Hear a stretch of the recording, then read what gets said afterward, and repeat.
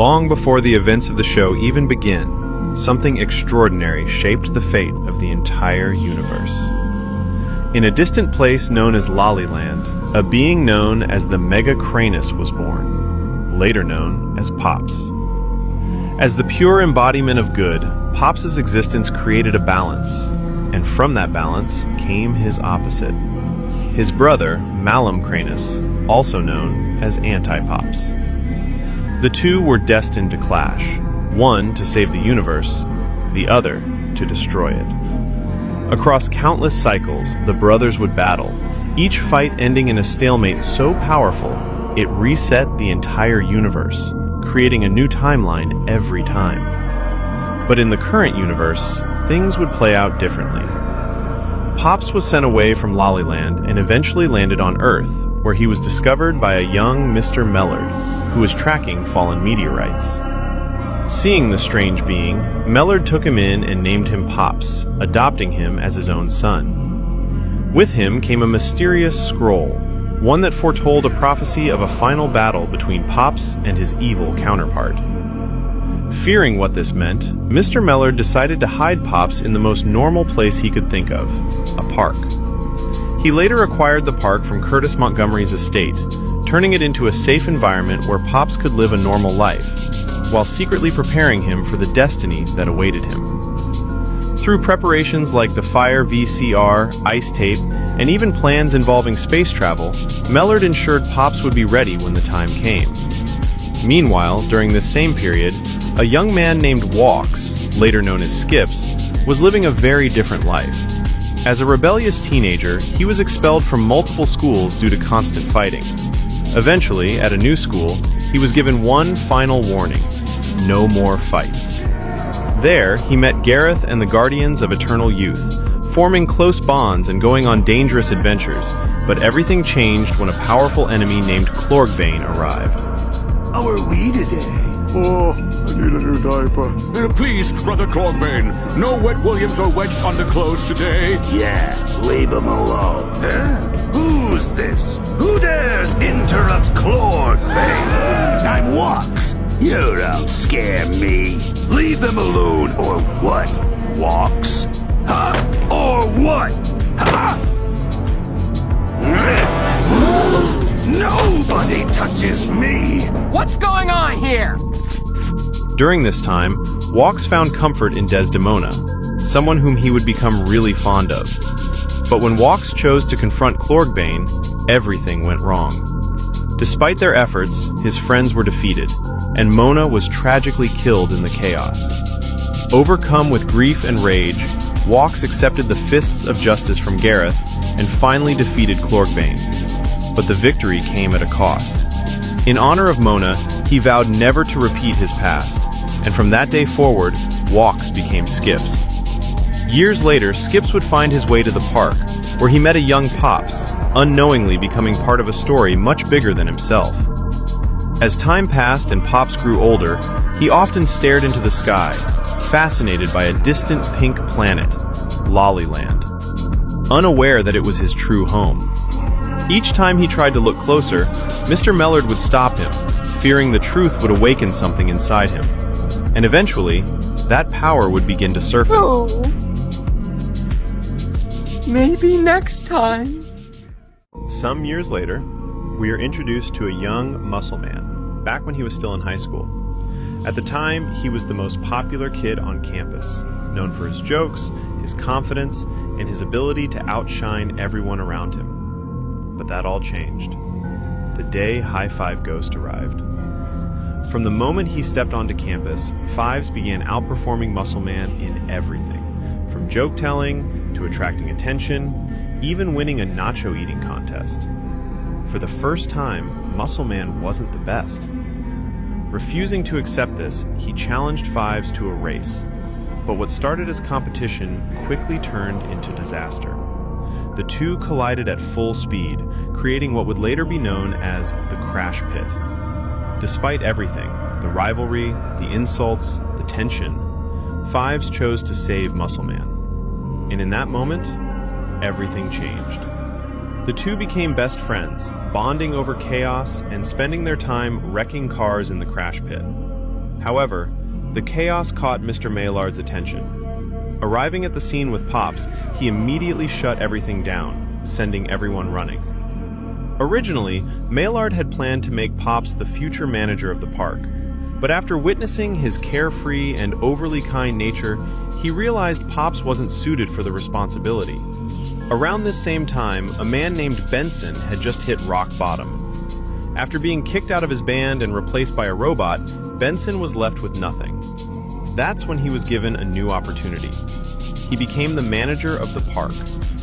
Wasting no time, Benson began building his team, hiring Muscle Man and High Five Ghost, who brought their chaotic energy with them. Alongside Pops and Skips, the foundation of the park crew was finally set. And then, we meet the two who would change everything, Mordecai and Rigby. Before the park, Mordecai attended art school, living in a dorm with Rigby. But after losing confidence in his abilities, triggered by harsh criticism of his work, he made the decision to drop out. With nowhere else to go, the two searched for jobs. That's when they found it. A simple newspaper ad for an entry-level groundskeeping position at a local park. They showed up, and were hired on the spot by Pops. Given a place to stay inside Pops' house, Mordecai and Rigby quickly settled into their new lives. But from the very beginning, it was clear they weren't ordinary workers. Day after day, their laziness, bad decisions, and impulsive actions would cause problems. Problems that often spiraled into supernatural, reality-breaking chaos. And yet, no matter how bad things got, they always found a way to fix it. Through countless adventures, battles, and near disasters, Mordecai and Rigby remained inseparable. They argued, they fought, they messed everything up. But in the end, they always forgave each other, because their friendship was stronger than anything they faced. But later in the story, that bond would be pushed to its absolute limit, because in the events of the regular show movie, Rigby would make a decision that nearly destroyed everything.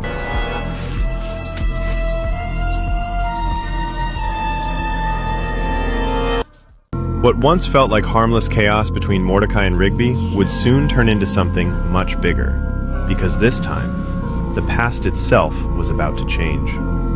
Years earlier, back in high school, Mordecai and Rigby were taking a final exam that would determine their future. Mordecai passed.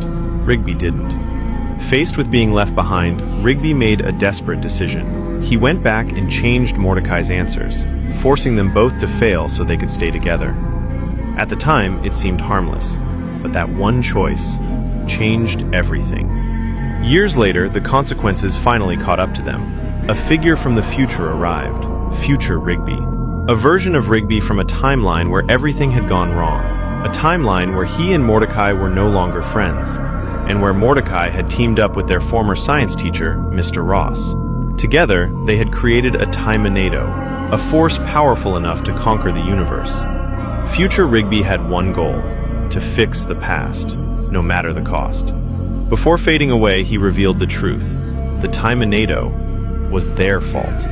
Created during their high school years, the very incident that got them expelled. And before disappearing, he gave Rigby one final warning. In his future, their friendship had completely fallen apart. Determined to stop this future, Mordecai, Rigby, and the rest of the park crew boarded Future Rigby's ship and traveled 6 years into the past. There, they encountered their younger selves and used them to gain access to the school's science lab, where Mr. Ross's time machine was being built. Believing this was the key, they destroyed the machine, thinking they had saved everything. But they were wrong, because Mr. Ross had been watching them the entire time. Back at home, past Rigby opened his college letter and saw the truth. He hadn't been accepted. Unwilling to lose Mordecai, he made the same mistake all over again, forging Mordecai's acceptance letter.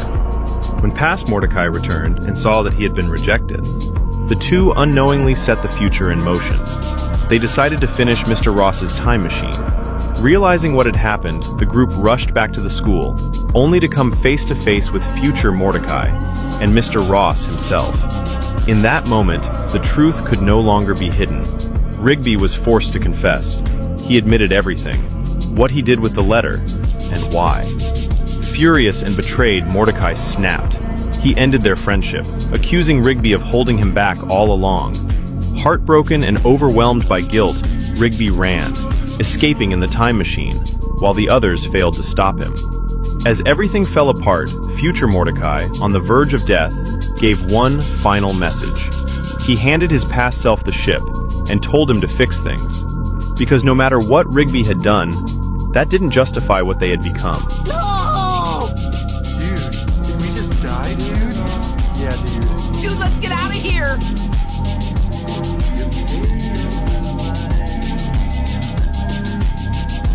As the group seeks to recover, a distress signal from the future Gene prompts their assistance. Meanwhile, after failing to self-terminate by riding into the sun, Rigby encounters Father Time at a gas station. Affected by the Time-nado, Father Time convinces Rigby to apologize to Mordecai. Rigby then travels to the future and races back toward the Time-nado, where he reunites with Mordecai. However, the two are intercepted by Mr. Ross at the Crystal Core. With the help of Tecmo, they manage to defeat Ross and finally mend their friendship. With time collapsing around them, Rigby prepares to sacrifice himself by throwing plutonium into the Time-nado's core to ensure the others can escape. But Mordecai refuses to let him die. Together, they destroy the Time-nado, with Rigby apologizing to Mr. Ross before his arrest, resolving their issues and changing the future. In the present, Mordecai and Rigby agree that, despite how impressive their future selves became, they will not allow their friendship to fall apart again. With that decision, their future selves are erased from the timeline. Eventually, normalcy returns, and Mordecai and Rigby go back to their usual chaos. Later, a dome experiment is initiated at the park, allowing free entry and exit. The park crew meets Dr. Langer, the scientist overseeing the dome, who was hired by Mr. Maillard. They are instructed to guard a button, with no explanation of its purpose or the dome itself. Life continues with occasional encounters involving dome scientists and other strange structures created by Langer's team. During this time, Pops discovers Lollyland, a planet visible only every 25 years, revealing his telekinetic abilities and a mysterious connection to it. As the dome remains in place, Rigby graduates high school, and Benson begins a relationship, creating a sense of stability, until they are summoned back to the dome.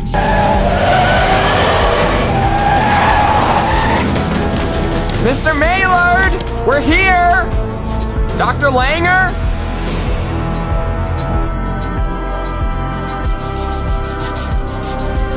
There's nobody here. That's it, I'm done. I'm tired of being made a fool. Nothing good has come from this experiment. I'm taking this stupid thing. What's it say? What? Tell us. Yeah, what is it? To end the experiment, push the button. They are instructed to press the button they had been guarding, and when they do, the entire park is launched into space. Mordecai? Hey, has anyone seen Ben's? Pam?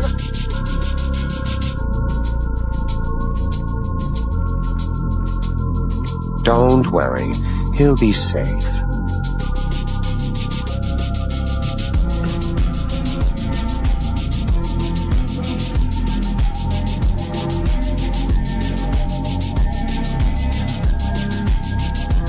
Huh?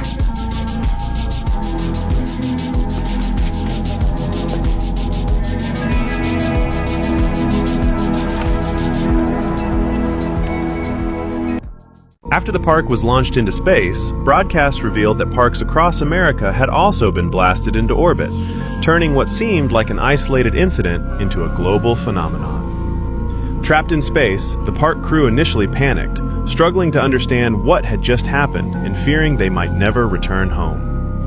As tension rose and everyone began to lose control, Mordecai stepped up, calming the group and organizing a meeting so they could think rationally and figure out their next move. Everyone was assigned a task, whether it was trying to get a signal or gathering resources, but nothing worked. There was no success with the signal, and the food they managed to find was extremely limited. Not long after, a mysterious ship approached the dome, carrying a group of robots who initially appeared friendly, offering to help them return to Earth. However, suspicious of their intentions, Mordecai and Rigby secretly snuck onto the robot ship, only to discover they weren't there to help at all. They rushed back to warn the others, but no one believed them. Pizza's the oldest trick in the book! Yeah! We still think you robots should leave! Wow, as a robot who can't feel real emotions, I must say, that hurt. That is, until a group from the space tree suddenly arrived and attacked the robots. Yeah, I meant to do that. Who are you people? I don't know. You don't know who you are? Oh, I do. There's just no time to explain. These Reaper bots are harvesting your natural resources as we speak. You filthy metalheads only help others to help yourselves. Nuh-uh. Our motives are genuine. How can you trust these people? They could be space pirates. Say that to my gun, you Reaper scum! With no other choice, the park crew sided with the newcomers, helping them defeat the robots. After the battle, they were taken to the space tree, where they discovered something even bigger. Other parks from Earth were there too, all brought into space just like theirs. From that point on, the park crew was forced to adapt to life in space, encountering alien species and facing new challenges, all while still managing to cause their usual chaos. Cool bunk beds! Vincent, check it out. Cool pillows. Those pillows are not cool at all, and neither is space. Actually, Benson, I hate to disagree, but living in space is the definition of cool. I mean, I just got goosebumps saying that. Again, basically kidnapped and forced to do this. But as time went on, something far more dangerous began to emerge. Because for the first time, a dark figure revealed itself. Granny's Diner. Worst service ever. 1 star. And I didn't even eat there. Carl, you'd better have good news. I can't go back. He's too powerful. Did you get his location? Yes, he's on the space tree. Bad show. Bad show indeed.